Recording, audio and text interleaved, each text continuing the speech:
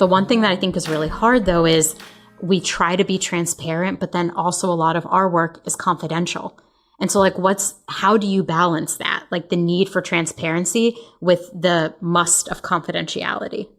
Yeah, and I'm glad you brought that up because it is a nuanced situation, right? And I think that, again, it goes back to transparency.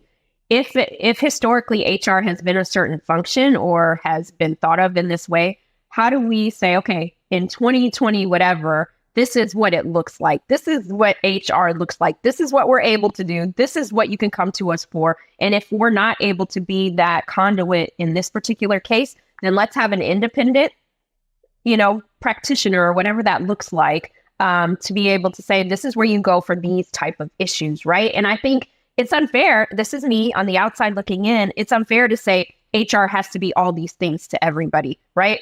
And so I do think it's impossible. It's impossible. And so I think that part of the rebranding is understanding what is the function of HR? What should it be in the future of work, right? And I think that's most important because I think people can wrap their head around, HR is supposed to serve this function for me. So now I don't have to look at them as a bad guy because they're providing the service, right? But when we put everything under the HR umbrella and think that, this is the people place. And then as a people, I'm not getting what I need from them.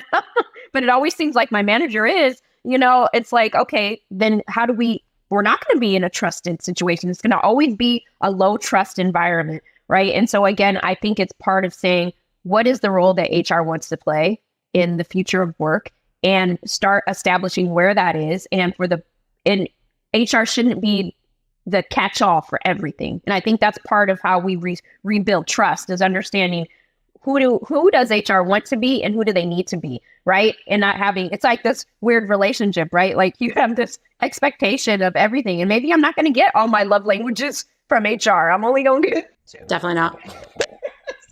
So understanding that, right? Definitely understanding that, especially you think about those entering the workplace as a first time in the entry level or first year out of college or trade school, what that looks like for someone who's like, where am I supposed to go? Right? I can't go. I don't feel like I can go to my manager. I know for me, when I was experiencing the worst of the worst in the workplace as the only Black woman in the workplace, HR wasn't a place I could go. My manager wasn't a place I could go. My pillow was the place to go where I was always crying. And that shouldn't be crying or screaming. Shouldn't be the place, right? There should be a place where trust is part of work. And I do think, to your point, if we all want to do the best work and we want to create a high class working environment to where people can look at each other and say, they were honest with me and I respect them, right?